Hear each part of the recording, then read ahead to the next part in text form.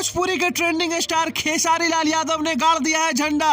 आपको बता दें दोस्तों कि 15 नवंबर 2024 के ही दिन यादव जी के झंडा पार्ट 2 गाना रिलीज हुआ था और लाइक्स और व्यूज के मामले में इस गाने ने तोड़ दिए सारे रिकॉर्ड्स। आपको बताते चले दोस्तों कि यह गाना मात्र 10 घंटे के अंदर 1 मिलियन व्यूज बटोर चुका है अभी तक। और फ्रेंड्स, इसमें जो खेसारी भैया ने दूध बेचने का नया स्टाइल लॉन्च किया है, क्या ही बात बोले इसके बारे में। इस गाने की क्वालिटी देखकर तो यही लग रहा है कि यह गाना पूरी तरह से बवाल मचाने वाला है इस लगन में। और यह तो फिक्स है कि यह गाना 100 मिलियन से ऊपर का ही रिकॉर्ड बनाएगा।